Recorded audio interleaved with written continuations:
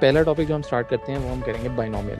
अब बाइनोमियल क्या होता है? बाइनोमियल एक्सपेंशन हम बेसिकली इसे कहते हैं। आपको याद होगा अलजेब्रा के अंदर हमने एक चीज़ पढ़ी थी। अगर आपको याद हो, एक आइडेंटिटी हमने पढ़ी थी, A plus B whole square. इसकी जब एक्सपेंशन करते थे तो वो बनता था A square plus 2ab plus B square. ये तो चलो हमने एक्सपेंशन से याद कर लिया था। प्रॉब्लम तब आती है जब मैं ए प्लस बी की पावर 6 कर देता हूँ। अब इसकी एक्सपेंशन या इसको ओपन कैसे करेंगे? तो ऑब्वियसली ये बहुत लेंथी और कॉम्प्लिकेटेड वर्किंग हो जाती है।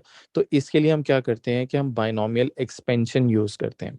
अब बाइनोमियल एक्सपेंशन क्या होती है? एक फॉर्मूला होता है जिसके थ्रू आप किसी भी ब्रैकेट के ऊपर जो भी पावर लगी है आप उसको एक्सपैंड कर सकते हो। अब वो किस तरह से करते हैं मैं बता देता हूँ। ओके, हो गई है कि अच्छा, पावर एन के बजाय ना मैं जनरल फॉर्मूला पहले लिख देता हूँ, फिर हम उसको अप्लाई कर लेते हैं। ए प्लस बी की पावर एन। अब एन जो है कोई भी पावर हो सकती है। रिमेंबर, अब एन की पावर हमेशा पॉजिटिव होगी और इंटीजर होगी, ये जरूरी है। पॉजिटिव और इंटीजर, और पी वन में होगा भी ऐसे ही कि आपको वो कोई दूसरी पावर देगा भी नहीं, आपको पॉजिटिव और इंटीजर पावर ही देगा। जो बाकी नेगेटिव या फ्रैक्शनल पावर्स होती हैं वो बेसिकली पी थ्री का कंटेंट है, तो पी वन के अंदर वो आएगा भी नहीं। ठीक है, तो ये जरूरी है कि पावर पॉजिटिव हो। ओके, एक्सपेंशन कुछ ऐसे होती है। एन सी जीरो, ए की power N minus zero. N minus zero का मतलब ये है कि आपने इन दोनों को आपस में सब्ट्रैक्ट करना है। और बी की पावर जीरो, यानी जो भी यहाँ नीचे पावर होती है, ये वाली, ये पावर यहाँ पे जाएगी। ठीक है, ये एरोज मैंने बना लिया ताकि थोड़ा सा आपको पता लग जाएगा कि कौन सी पावर कहाँ जाती है। ठीक है, तो ये अभी मैंने लिखा है एन सी जीरो के लिए। अब इसी तरह आपने नेक्स्ट पावर करनी है एन सी वन, फिर उसी तरह ए की पावर। अब इन दोनों को सब्ट्रैक्ट करो तो एन माइनस वन, और बी की पावर क्या आ जाएगी? वन। वन। बिल्कुल ठीक है, चलो एक और लिख लेते हैं। चलो, एन सी टू, ए की पावर क्या होगी? एन माइनस टू, और बी की पावर टू। टू हो जाएगी। एंड सो ऑन, ये चलता रहता है चलता रहता है, और कहाँ तक चलता है? जब तक ऊपर और नीचे ये दोनों सेम ना हो जाए, ये तब तक चलता रहता है। ठीक है, बट यूजुअली आपको बहुत ज्यादा एक्सपैंड नहीं करना पड़ता। क्वेश्चन में लिखा होता है कि you have to expand first three terms four terms, या वो कोई बता देता है कि कहाँ तक आपने एक्सपैंड करना है। तो आप, ये नहीं है कि आपको बहुत ही लंबा को बहुत ज्यादा एक्सपैंड करना पड़ता है। इसके ऊपर एक लिमिट भी होती है कि किस तरह से करना है। अब एक एग्जाम्पल करके देख लेते हैं कि लेट्स सपोज मैं कहता हूँ वन प्लस टू एक्स की पावर फाइव। आपने इसको एक्सपैंड करना है। अब जब हम इसको एक्सपैंड करेंगे तो मैं इसको इस तरह लिखूंगा, फाइव सी जीरो, वन की पावर फाइव माइनस जीरो, और टू एक्स की power zero, plus five C one, one की पावर फाइव माइनस वन, और टू एक्स की पावर वन। यहाँ नीचे लिख लेते हैं इसी तरह, फाइव सी टू, वन की पावर फाइव माइनस टू, और टू एक्स की power two, and so on, ये चलता जाएगा। अच्छा, अब ये जो सी है, ये सी क्या होता है? अगर आप कैलकुलेटर के ऊपर देखो तो ये फीचर जो है ये आपको दिया होता है। अगर आपको कैलकुलेटर है तो निकाल के देखो, इसमें आपको डिवाइड के ऊपर आपको सी नजर आ रहा होगा लिखा हुआ। डिवाइड वाला जो सिंबल है अपने कैलकुलेटर के ऊपर से देख लेना एक दफा। मिला? जी। जी। ओके, ठीक है, तो अब आपने क्या करना है, फाइव। अब वो जो सी है वो शिफ्ट के साथ यूजुअली वर्क करेगा आपके कैलकुलेटर के ऊपर। तो आप फाइव सी जीरो का आंसर देख सकते हो क्या आ रहा है।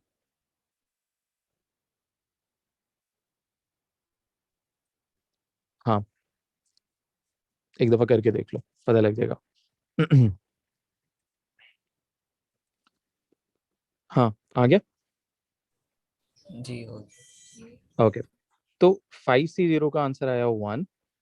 वन की power five is also one, और किसी भी चीज की पावर यानी टू एक्स की पावर जीरो हो तो उसका आंसर भी वन आएगा। यहां तक बात समझ आ गई? अब अगला बताओ, 5c1 क्या आता है?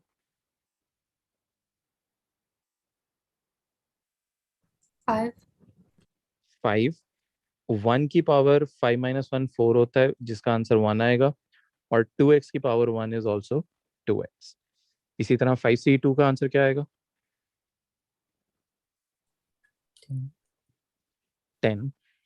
1 की पावर 3 करेंगे तो वो भी 1। और 2x का आपने स्क्वायर लेना है, तो ये आएगा हमारे पास 4x square. And this, okay, तो ये हमारी बन गया 1 plus 10x plus 40x square, इस तरह से। तो ये होती है हमारी एक्सपेंशन। समझ आई बात? सर एक बार फिर से मेरे सर के ऊपर से गुजर गया सर। ओके, कौन सा वाला पोर्शन बताओ, मैं दोबारा एक्सप्लेन कर देता हूँ। ये जो जो ग्रीन के बाद जो एक्सपेंशन शुरू हो रही है। ओके, ये ग्रीन के बाद जो मैंने एक्सपेंशन की है वो मैंने किससे की है? ये जो फॉर्मूला हमने यहाँ लिखा था ना, ये इसी फॉर्मूला के थ्रू एक्सपैंड किया है।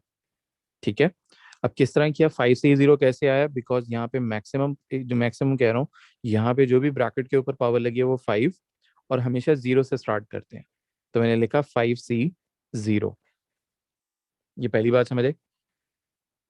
जी सर। ओके, उसके बाद यहाँ पे 1 लिखा हुआ था, तो यहाँ पे 1 की पावर क्या होगी? इन दोनों को आपस में सब्ट्रैक्ट करना। और 2x की पावर क्या हो जाएगी? जो भी यहाँ नीचे पावर थी वो यहाँ ऊपर आ जाती।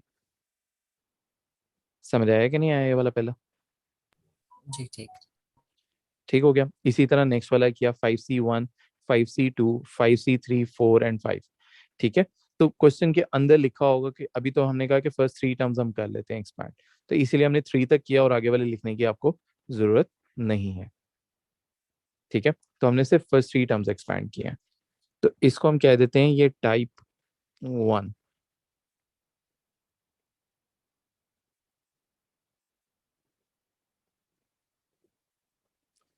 ओके, ये पहले टाइप के क्वेश्चन है जिसमें आपको सिर्फ नॉर्मल एक्सपेंशन करनी होती है। चलो एक और करके देखें।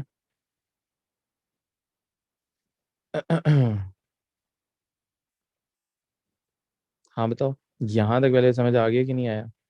फिर ही हम आगे चलते हैं। जी आ गया। ओके,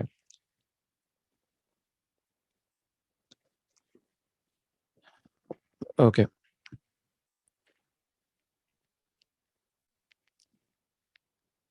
मैं कहता हूँ 3 - 2x की पावर 6।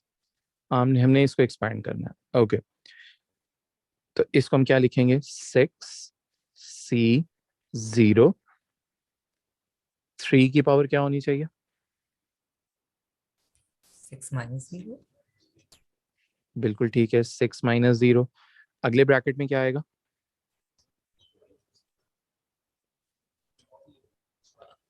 हाँ, क्या क्या आएगा? 2x 0. हाँ, 2x, लेकिन साइन के साथ -2x, क्योंकि ऊपर अगर आप देखो तो वो +2x था, तो इसलिए वहां पे प्लस ही चल रहा था, इसलिए वहां ब्रैकेट में साइन नहीं लगा।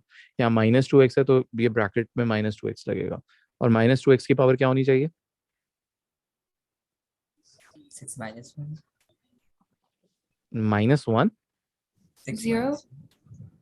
0 होनी चाहिए। जो यहाँ नीचे पावर होती है वही पावर यहाँ सेकेंड वाली टर्म के ऊपर आती है। समझ ओके। आया अनस? हाँ ठीक ठीक। ओके, नेक्स्ट वाला बताओ, 6c1 के लिए क्या लिखेंगे?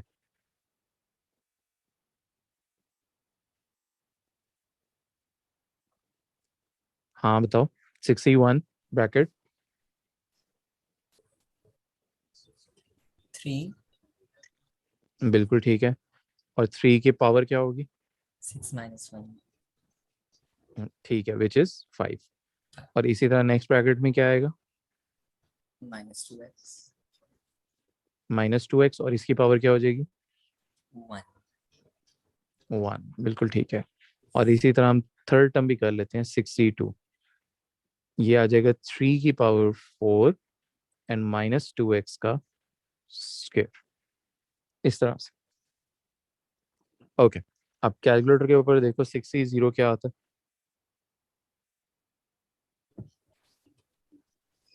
1.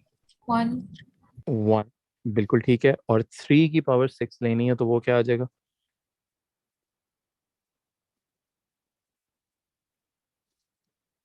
729. 729, और -2x की पावर 0 इज ऑल्सो 1, तो मैं से 1 लिख लेता हूँ। ओके, 6e1 क्या आता है? 6. बिल्कुल ठीक है, इंटू 3 पावर 5,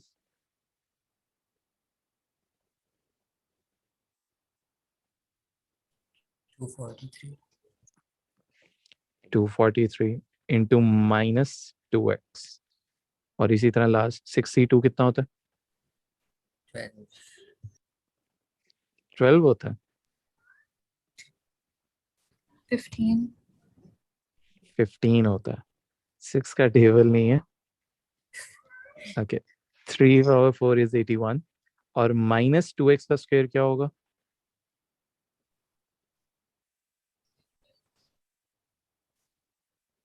Minus हाँ, 4x squared. -2x नहीं, नेगेटिव का 4x स्क्वायर squared. नेगेटिव होता है कभी?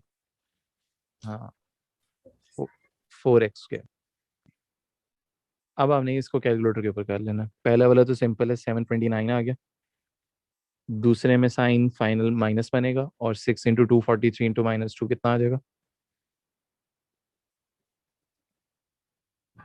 Minus 2,916. -2916 Yeah. x plus the last one,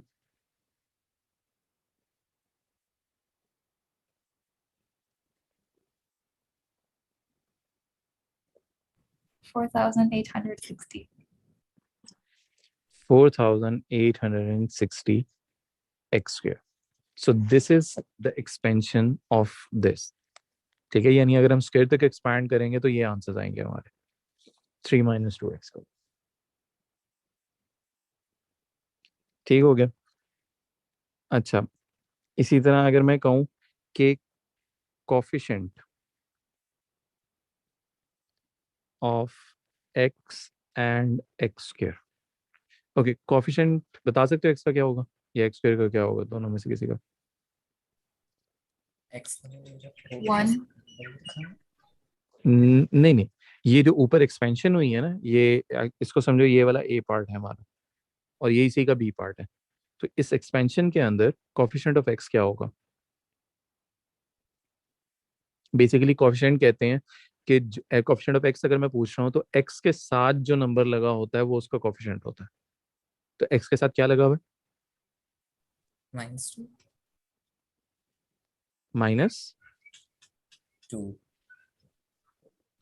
-2 नहीं नहीं नहीं नहीं, नहीं, ये जो हमारा आंसर आया था ना, ये वाला, ये है इसका कोफिशिएंट, तो -2196। ठीक है, और एक्स स्क्वायर का कोफिशिएंट क्या हो जाएगा? 4860. यस, ये होता है कोफिशिएंट। बात समझ आई यहाँ तक? जी. तो कोफिशिएंट्स आपने इस तरह से देखने।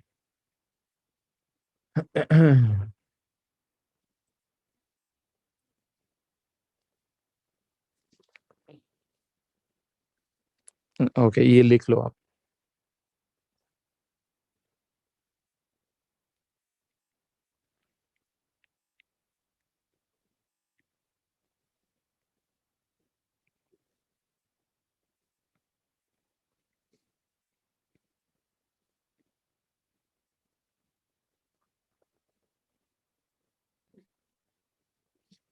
हाँ, ये ऊपर वाला लिख लिया सारा। ठीक. जी. ओके, अब देखो सी पार्ट। अब ये देखो, रिमेंबर ये एक ही क्वेश्चन चल रहा है, अभी मैंने क्वेश्चन चेंज नहीं किया, तो याद रखना इस चीज को। ओके, अब मैं कहता हूँ कि आपने मुझे कोफिशिएंट बताना है of x square in expansion of, ये मैंने ऊपर आगे मैंने एक क्वेश्चन लिख ली। अब इसमें देखो तो 1 - 5x में तो कोई प्रॉब्लम नहीं, क्योंकि उसकी तो पावर 1 है, तो उसको तो चलो मैं यहाँ लिख लेता हूँ 1 - 5x। अब 3 - 2x की पावर 6, अगर आप देखोगे नॉर्मली एग्जाम में भी यही होता है कि ये जो मैंने आपको ये पावर 6 के साथ एक्सपेंशन कही है, ये प्रीवियस किसी पार्ट के अंदर इसकी एक्सपेंशन में ऑलरेडी आपसे करा चुका होता है एग्जामिनर।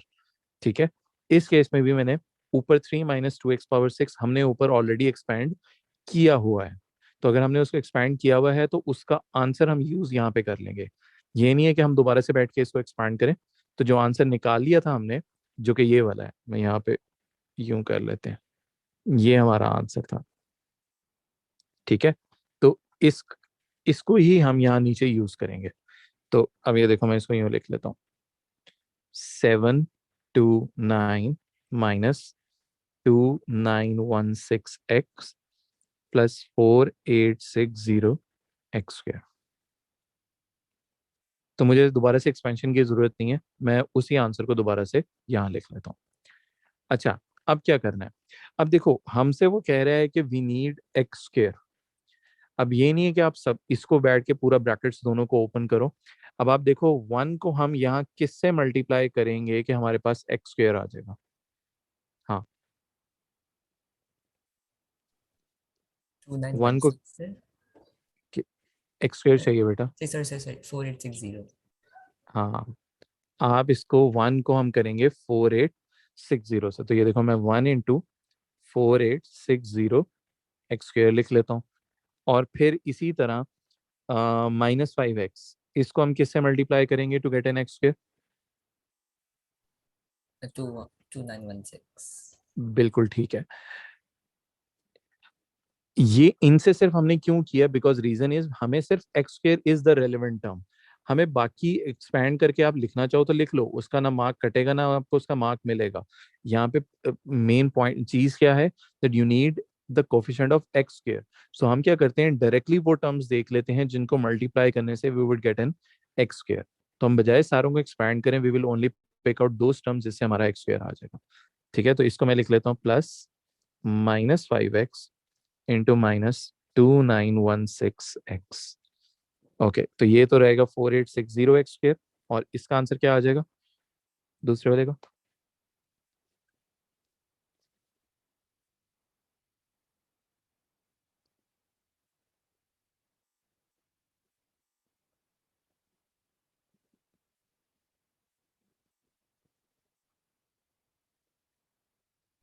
Sir 14,580 x²।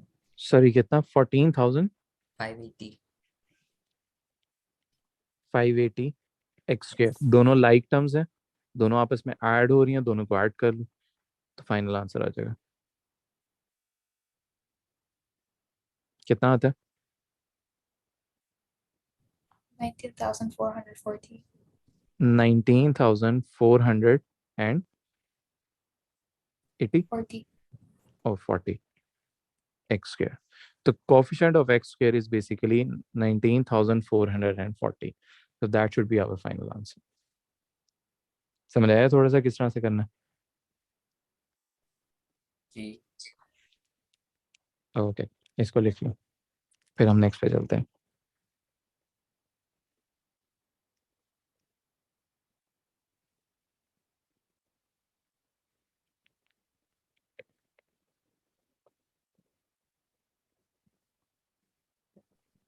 और sir as level physics, sorry as level maths के पेपर्स का कोड क्या होता है?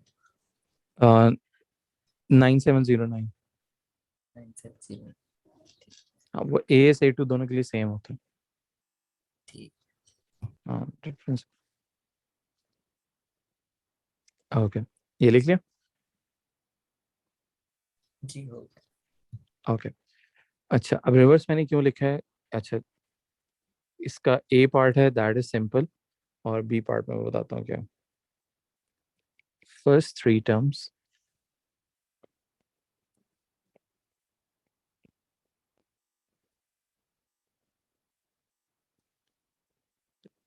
ऑफ O1 माइनस 2x⁻5, और इसी तरह B पार्ट कर लेते हैं।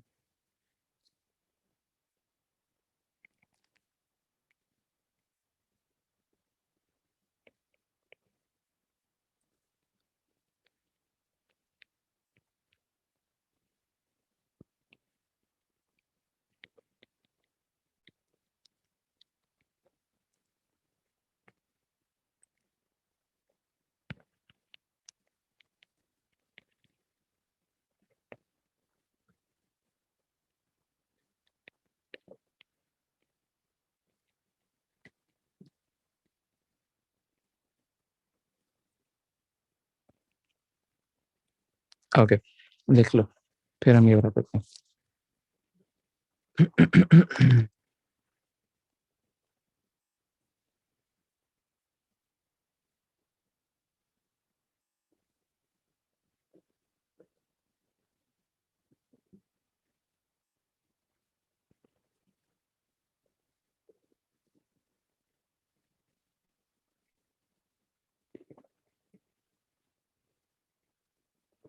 सर हो गया।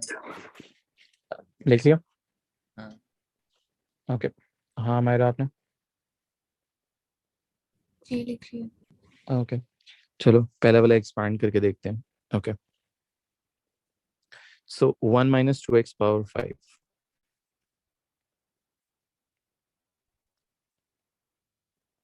तो इसे हम लिखते हैं 5c0 1 की पावर 5 minus 2x की पावर 0, then 5c1 1 की पावर 4 minus 2x की पावर 1, और इसी तरह हमारी थर्ड टर्म हो जाएगी 5c2 1 की पावर 3 minus 2x की पावर 2।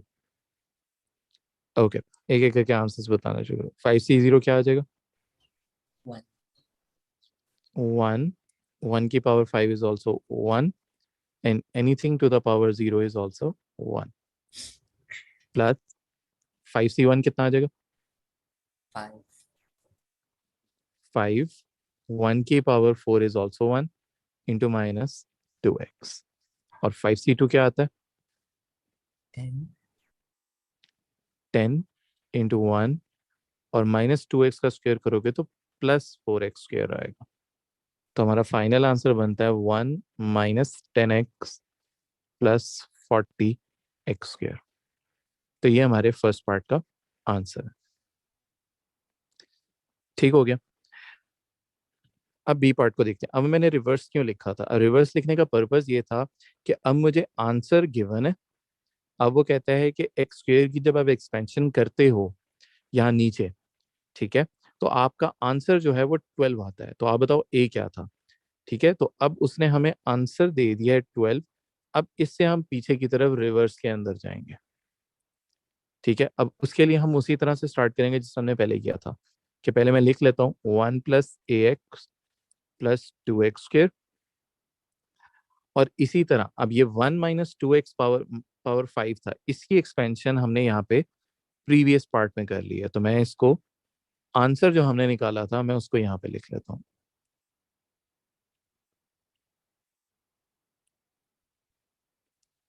इस तरह से हो गया।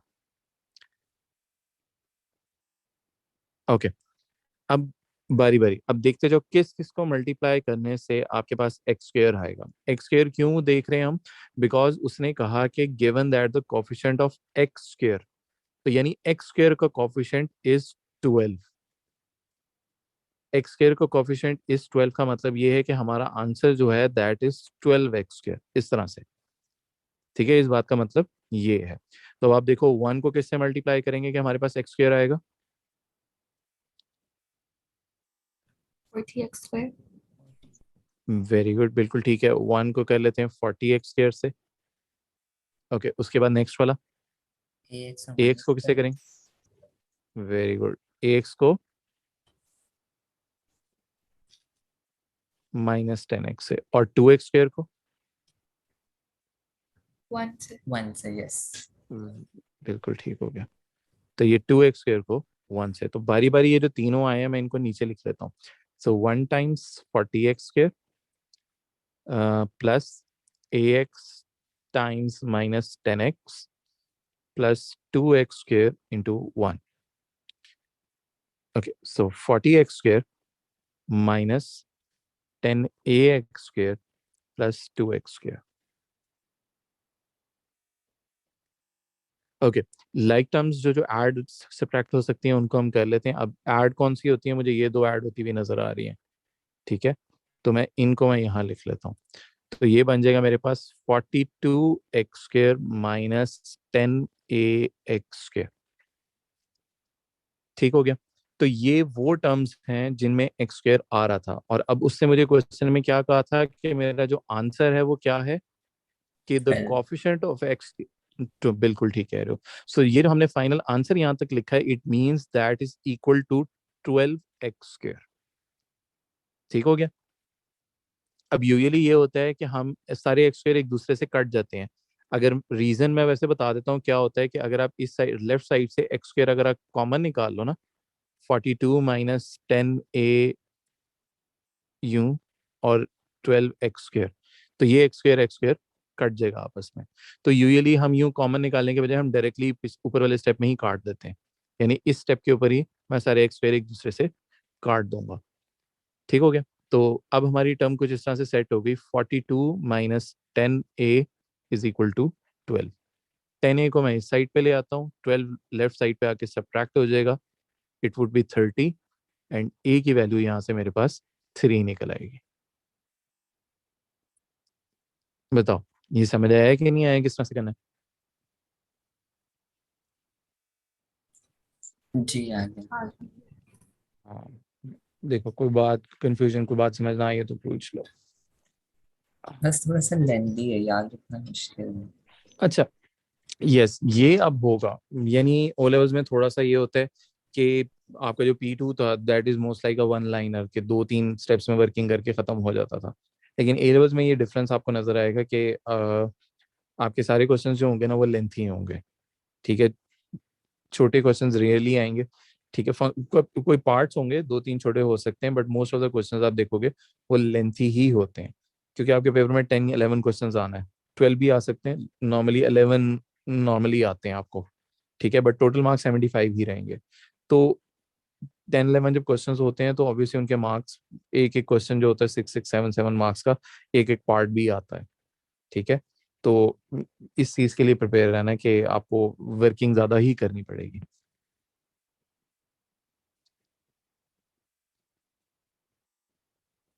अच्छा बताओ, और कोई कंफ्यूजन नहीं आता है?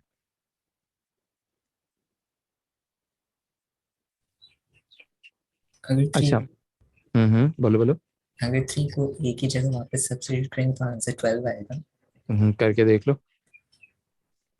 अच्छा ठीक। हम्म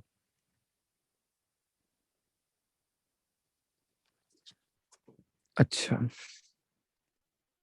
अच्छा, यहाँ पे ना एक नोट लिख लेते हैं।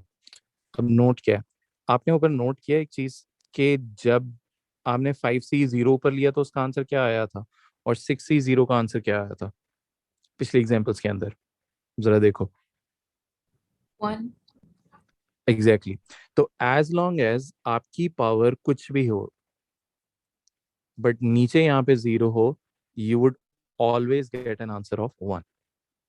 ठीक है, तो चाहे 100 से 0 भी होता तो उसका आंसर भी 1 आता।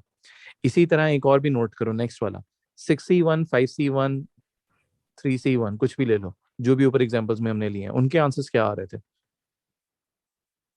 या क्या पैटर्न नोट किया उसके अंदर?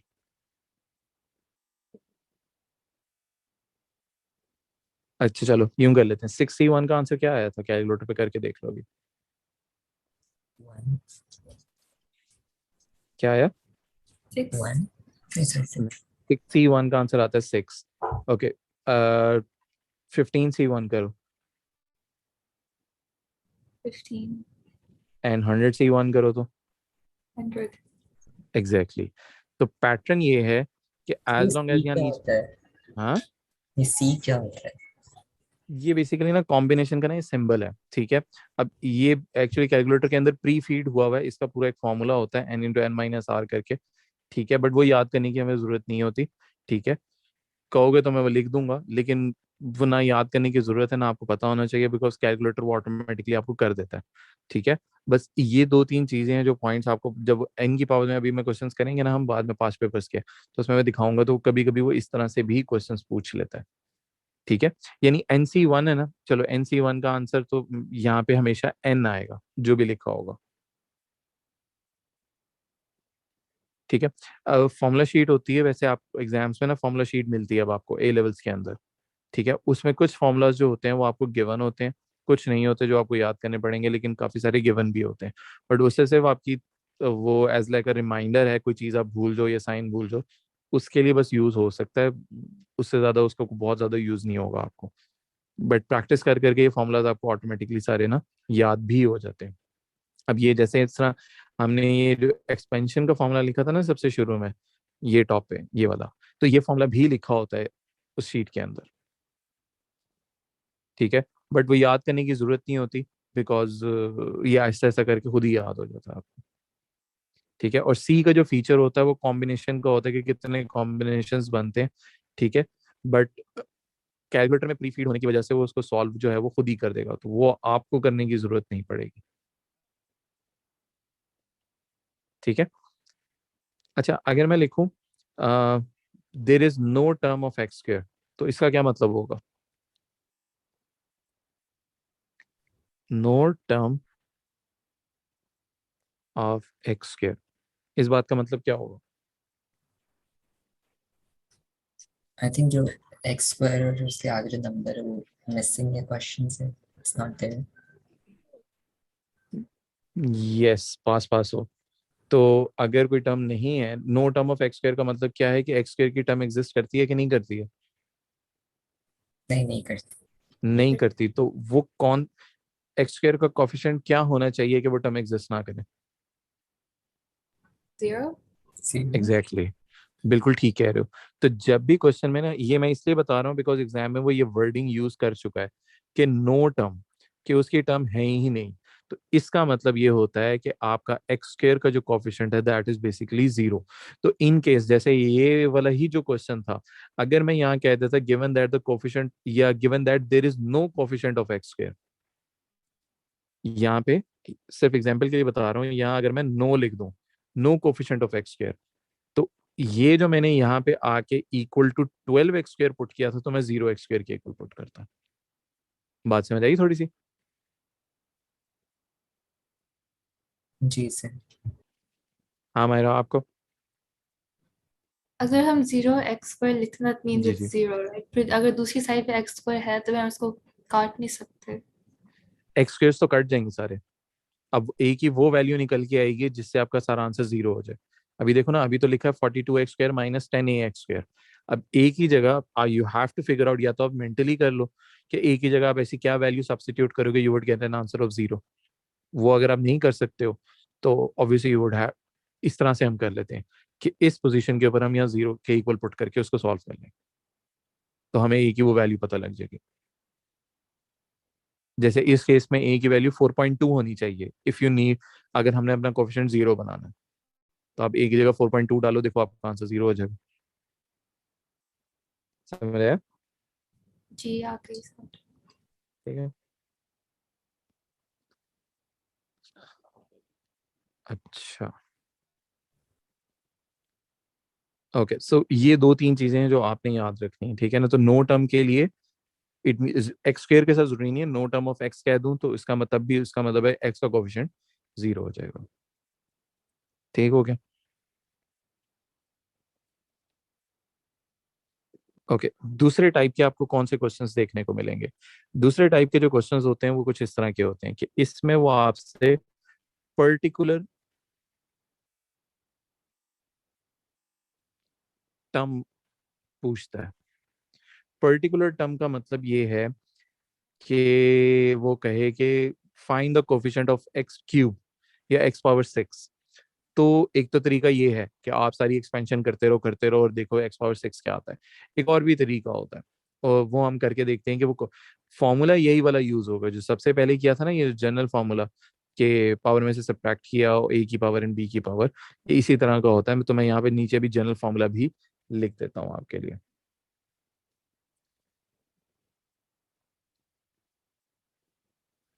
ओके ओके, पर्टिकुलर टर्म के लिए हम क्या करेंगे? ओके, इसका फॉर्मूला होता है टी की r+1। ओके, फॉर्मूला होता है एन सी आर ए की पावर n-r और बी की पावर r। ये ए और बी के ऊपर उसी तरह से पावर्स लगाई हैं जिससे हमने पहले लगाई थी, ए के ऊपर दोनों को सब्ट्रैक्ट करके और बी के ऊपर नीचे वाली पावर। एन होगी जो ब्रैकेट की पावर होगी, और आर क्या है? R इज बेसिकली, जिस तरह इस क्वेश्चन के अंदर देखते जब मैं 5C1 लिया था ना, तो 1 is basically R।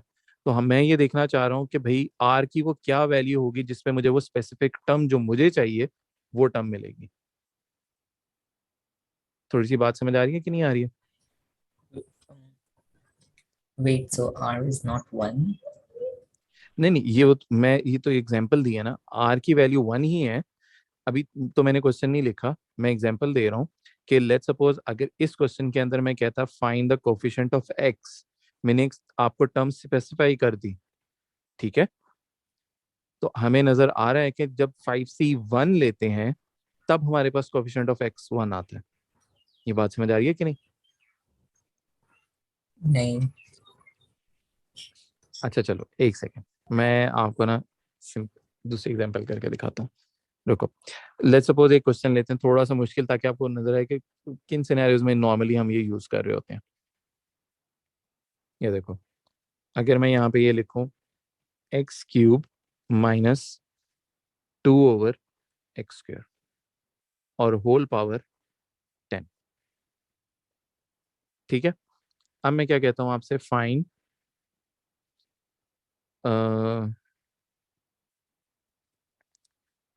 Okay x⁻10 का बेसिकली कोफिशिएंट फाइंड करना है। अब आप मुझे बता सकते हो कि 10C की क्या वैल्यू लेंगे कि हमारे पास x⁻10 आएगा?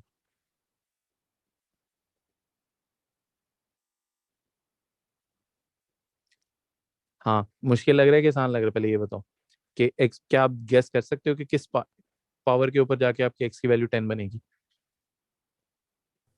मुश्किल है। हाँ एग्जैक्टली तो वो बेसिकली ये तो एक गेस वर्क हो गया कि यू आर गेसिंग कि किस वैल्यू के ऊपर जाके या किस टर्म के ऊपर जाके वी वुड गेट x⁻10। तो जिस तरह मैंने यहाँ पे आपसे एक स्पेसिफिक टर्म में पूछ रहा हूँ x⁻10, वो कब आती है, we need to find that, ठीक है? तो उसके लिए हम ये वाला फॉर्मूला, ये जो मैंने ऊपर लिखा हुआ है, ये फॉर्मूला यूज करते हैं। अब ये फॉर्मूला कैसे यूज करते हैं, देखो इस तरह से करेंगे, 10C R, यानी नीचे हमें नहीं पता यहाँ क्या वैल्यू होनी चाहिए, वी वुड गेट x⁻10, ठीक है? आगे हम उसी तरह से लिखेंगे x³ की पावर 10 - R, और b की power, sorry b is -2/x² की पावर R। पहले ये बताओ, ये पहला स्टेप समझ आया है कि नहीं आया कि मैंने क्या लिखा है और क्यों लिखा है? सर हम ऊपर जब हम हम्म। NCR वाली शुरू करते हम हम्म, 0 से शुरू करते थे, तो फिर अगर हम यहाँ पे जी, R ढूंढें, तो फिर तो ये वैल्यू लाइक एक पीछे नहीं होगी?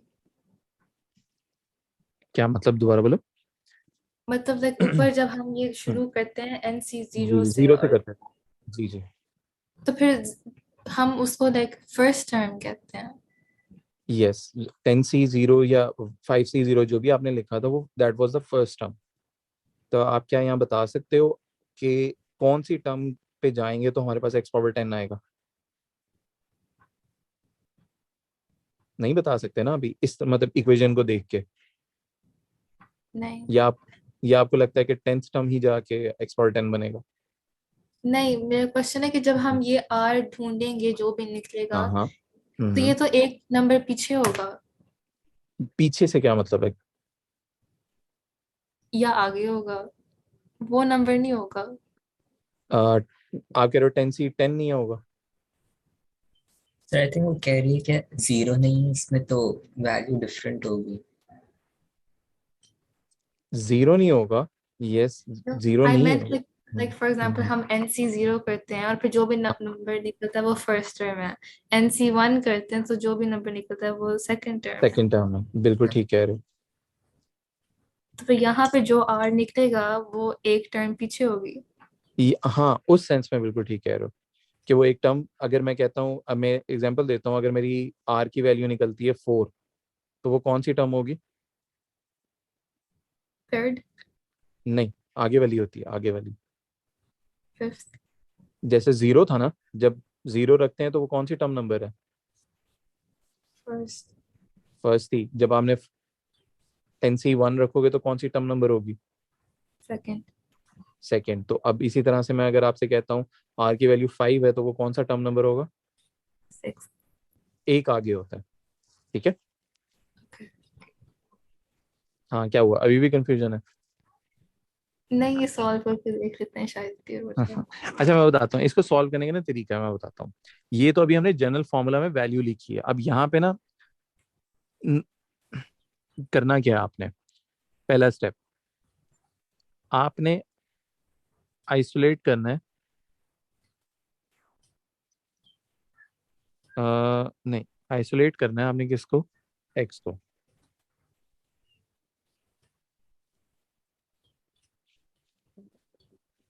ये मैंने लिखा क्या, मुझे तो खुद नहीं लिख के समझ आ रहा। ठहरो, मैं दोबारा लिख लो।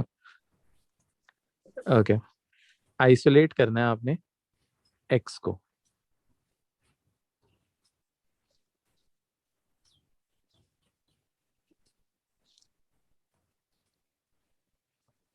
और स्टेप 2 में हम क्या करेंगे? मैं दोनों स्टेप्स यहीं लिख देता हूँ।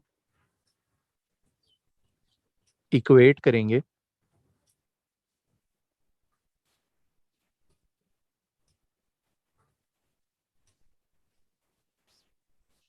रिक्वायर्ड पावर की। ओके, अब आइसोलेट का क्या मतलब है? अब देख लो, इसमें आपने अपना नंबर्स के ऊपर फोकस नहीं करना, आपने एक्स वाली टर्म्स के ऊपर फोकस करना है। अब एक्स की टर्म्स कौन सी हैं? एक ये वाली है और एक ये वाली है जो डिनोमिनेटर के अंदर है। ठीक हो गया? आपने बाकी किसी चीज के ऊपर आपने अपना फोकस नहीं रखना, नंबर्स के ऊपर नहीं फोकस करना, आपने एक्स के ऊपर फोकस करना है। तो अगर मैं इसको नीचे लिखता हूं तो I can write it down, x cube power 10 - r। ठीक हो गया? और इसको मैं क्या लिखूंगा? ये जो सेकंड वाला है, अगर एक्स स्क्वायर को मैं न्यूमरेटर में ले आऊं, अभी डिनोमिनेटर में है ना, तो न्यूमरेटर में लाएंगे तो क्या हो जाएगा? फ्लिप हो जाएगी। तो क्या लिखेंगे? ये ओ लेवल्स में पढ़ा था, मैं इसलिए पूछ रहा हूँ, इंडिसेस में था। x² / -2⁻⁻r। यस, ये भी कर सकते हैं, लेकिन अब हम -2 बेसिकली इग्नोर करना चाह रहे हैं। हम सिर्फ एक्स पे अपना फोकस रखना चाह रहे हैं। तो मैं इसको ऊपर जब लाऊंगा तो मैं इसको x⁻−2r या एक्स स्क्वायर की पावर -r, दोनों में से कुछ भी कर सकता हूँ। यहाँ तक समझ आ गया पहला स्टेप? नहीं, अच्छा, कौन सी चीज नहीं समझ आई? ये आपने अभी ये x को -2 कैसे लिखा है? मैं फिर इस फ्लिप का एक्स नहीं को उठा समझ के आया। मैं इस एक्स को उठा के इधर ऊपर ले आया। तो फिर नीचे वाला -2 कहाँ गया? मैंने कहा था नंबर्स को हम इग्नोर कर देंगे, जितने हमारे नंबर्स है ना, उनको फॉर द टाइम बीइंग हम इग्नोर कर रहे हैं। ओके। ठीक है, इनको हम, ये नहीं मैंने कहा कि वो गायब हो गए, उसको हम यूज करेंगे। बिकॉज देखो ना, हमें x⁻10 चाहिए, तो हम करने की कोशिश पता है क्या कर रहे हैं? हम एक्स एक्स जितनी भी एक्स है ना, उनको आइसोलेट कर रहे हैं, उनको कंबाइन करेंगे और उसको इक्वेट कर देंगे x⁻10 के, ताकि वो हमें r की वैल्यू मिल जाए जिसपे x⁻10 आता है। उसको दोबारा हम इस ओरिजिनल इक्वेशन में ला के सब्सटीट्यूट करके फिर हम आंसर निकाल लेंगे। ठीक है, ठीक है। दोबारा से देख। ठीक है, दोबारा से मैं बता देता हूँ। हम ट्राई ये कर रहे हैं कि हम एक्स को, सारे एक्स जो होते हैं उनको हम आपस में कंबाइन कर लेते हैं। ठीक है, नंबर्स हम इग्नोर करते हैं फॉर द टाइम बीइंग। ये नहीं मैं कह रहा कि वो यहाँ से खत्म हो जाएंगे या कहीं चले जाएंगे, वो रहेंगे यहीं पे। बट अभी हम सिर्फ एक्स के ऊपर फोकस कर रहे हैं। ठीक है, लेकिन इससे क्या होगा? हमें आर की वो वैल्यू निकलेगी जिसपे आपका आंसर x10 आएगा। चलो अभी मैं, चलो ऐसा करते हैं, कंप्लीट करके देखते हैं ना, फिर एंड पे देखना है कि x⁻10 आता है कि नहीं आता है। ठीक है, ठीक। यूं कर लेते हैं। अभी सारे एक्स को कंबाइन कर लो, नंबर्स को इग्नोर कर लो। मैंने सिर्फ अभी क्या किया यहाँ पे कि मैं एक्स को उठा के न्यूमरेटर में लेके आया हूँ, तो ये ऊपर आके x⁻−2 हो जाएगा। हाँ, यस। ओके। तो 3 को मैं मल्टीप्लाई कर लेता हूँ, पावर्स आपस में मल्टीप्लाई होती हैं, सो दिस इज 30 - 3r, और ये बन जाएगा x⁻²r। यहाँ तक ठीक हो गया? बेसिस सेम हो और मल्टीप्लाई हो रही हो तो पावर्स आपस में क्या होती हैं? आठ। And yes. बिल्कुल ठीक है। तो अब फाइनल पावर क्या बनेगी हमारी, बताओ जरा, ये दोनों एक्सेस को देखते हुए। 30 - 5 और बिल्कुल ठीक है, 30 - 5 और 30 - 5r, बिल्कुल ठीक हो गया। तो सारे एक्सेस कंबाइन करके हमने एक एक्स बना लिया। और हमें जो अब एक्स चाहिए, जो स्टेप 2 है हमारा, कि हम अब उसको इक्वेट कर देंगे किसके, इसको हम इक्वेट करेंगे एक्स पावर 10 के। अब हमने इंडिसेस में पढ़ा था, जब हमारी बेसिस इक्वल होती हैं तो basis हमारी पावर्स cancel. भी इक्वल होती हैं, या वो बेसिस कैंसिल या इक्वल हो जाती हैं। तो 5r इधर आ गया, 10 को मैं इधर लाके सब्ट्रैक्ट करता हूँ, तो ये आ गया 30 - 10 = 20। तो r की वैल्यू कितनी निकल आई हमारे पास? 4. बिल्कुल ठीक है। तो r की वैल्यू आ गई हमारे पास 4। ठीक है। तो बेसिकली r की वैल्यू जब 4 होगी, then we would get x power 10। Check करके देख लेते हैं। आपने करना क्या है, ये जो r की वैल्यू निकली है, आप उठा के ये जो हमारी ऊपर ये जो इक्वेशन थी ओरिजिनल, जहां से हमने स्टार्ट लिया था, आप r की वैल्यू इधर सब्स्टिट्यूट करो। और हमारा जिस आप पूछे थे, अगर r 4 है तो हमारा टर्म नंबर क्या होगा? 5th। कौन सा? 5th, बिल्कुल ठीक है। इसीलिए फॉर्मूला में अगर आप देखो ना, तो TR+1 मैंने लिखा था, ये नजर आ रहा है, ये, हाँ, ये ऊपर लिखा हुआ है, ताकि जो भी r की वैल्यू होती है उससे नेक्स्ट टर्म होती है। ठीक है ना? ओके। तो इसको अब हम कुछ यूं लिख लेते हैं, 4+1 = 10c4 x³ 10 - 4 -2 / x² की पावर 4। ओके, अब जरा सॉल्व कर लेते हैं। तो यहां से तो हमें पता लग गया कि टर्म नंबर 5 होनी चाहिए। 10c4 का आंसर क्या होता है?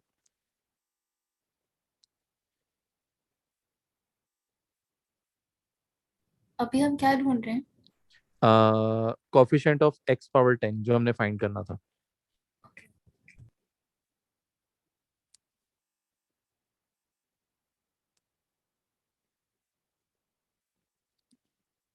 Coefficient of x power 10।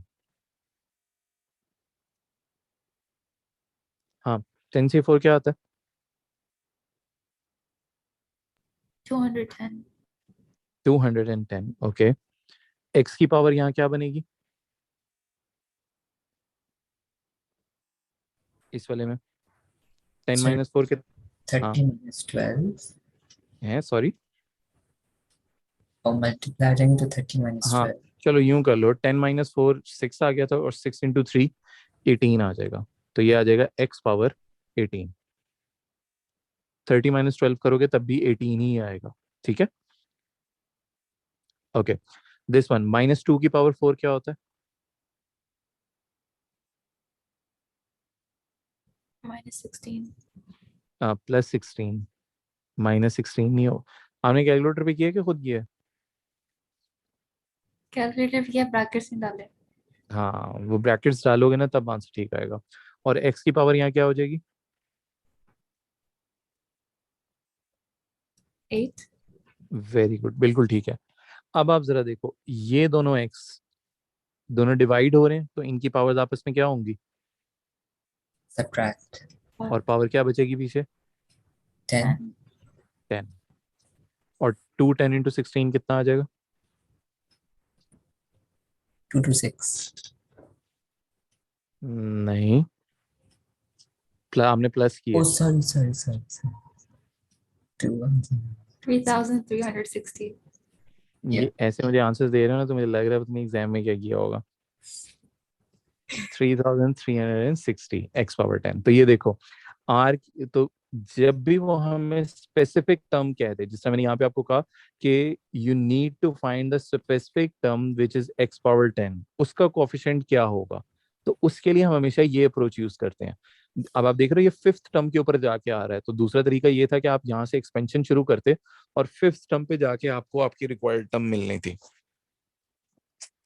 अगर आप एक्सपैंड नहीं करना चाहते, ठीक है, और कभी कभी कोई आप में से ये भी कह सकते हैं कि सर मुझे एक्सपेंशन ही इजी लग रही है, मैंने एक्सपेंशन करनी है, तो उस केस में मैं ये कहूंगा यहाँ तो चलो पावर 10 है, लेट्स सपोज पावर 100 हो गई, तो फिर आप क्या करोगे? तो आप क्या 100 टर्म्स तक एक्सपैंड करके देखोगे? लेट्स सपोज आपका 90th टर्म के पे जाके आपका जो भी हमें चाहिए वो 90th टर्म पे आता, तो क्या आप 90 टर्म्स एक्सपैंड करोगे? नहीं, हम फिर एक्सपैंड नहीं करते। तो जब रिक्वायर्ड स्पेसिफिक टर्म होती है ना, तो फिर हम इस अप्रोच से चलते हैं। थोड़ा सा, ठीक है, कि पहले हमने जनरल फॉर्मूला में वैल्यूज डाली, एक्स की टर्म्स को पकड़ा, उनको कंबाइन किया, ठीक हो गया, और फिर स्टेप 2 में हमने उसको इक्वेट कर दिया जो भी हमारी रिक्वायर्ड पावर है एक्स की, उससे हमें वो आर की वैल्यू मिल जाएगी जिस पे वो हमारी रिक्वायर्ड टर्म आएगी। समझ आया कि नहीं? सर ये फिर एक्स्ट्रा स्टेप करने की क्या जरूरत है अगर मैं पता है कि फिफ्थ टर्म कौन पे सा? है ये? हमने कोफिशिएंट बताना ना, तो कोफिशिएंट कैसे बताएंगे? तो सर ओके हाँ समझा। बोलो। अगर आप एक्स पावर 10 हमें पता लग गया आर पावर 4 पे, आर इक्वल टू 4 के ऊपर आता है, ठीक है, उसने हमसे ये नहीं पूछा कि आर की वैल्यू बताओ, आर की बताओ, उसने ये कहा था कि कोफिशिएंट बताओ एक्स पावर 10 का, ठीक है। तो सिर्फ ठीक। अब ये वाला अगर आप स्टेप देखते हो ना, ये जो मैंने नीचे 10C4 वाला लिखा है, तो ये देखो ये फिफ्थ टर्म वाला मैंने सिर्फ स्टेप लिखा, बाकी मैंने स्टेप्स पीछे वाले भी नहीं लिखे, आगे वाले भी नहीं लिखे। ये अगर एक्सपेंशन करते तो ये स्पेसिफिकली फिफ्थ स्टेप लिखा हुआ है मैंने, जिसमें 10C4 होता है। तो 10C4 का हमने इसी तरह ही लिखना था ना। ठीक। हाँ, तो ये इससे हमें ये रिक्वायर्ड टर्म जो है ना वो पता लगती है। अब बताओ ये कितना मुश्किल और कितना आसान है? काम इतना किया भूल ही गए, ढूंढ क्या रहे हैं। इतना सारा काम ये सब भूल गए क्या किए? अच्छा चलो ऐसा करते हैं कि, अच्छा मैं आपको भेजता हूँ वर्कशीट, ठीक है, मैं साथ साथ भेजता हूँ। उसमें फिर हम ऐसा करते हैं कि एक्सेप्ट ये लास्ट वाला टाइप 2 रहने देते हैं, टाइप 1 के क्वेश्चंस जो है ना वो कर यूं कर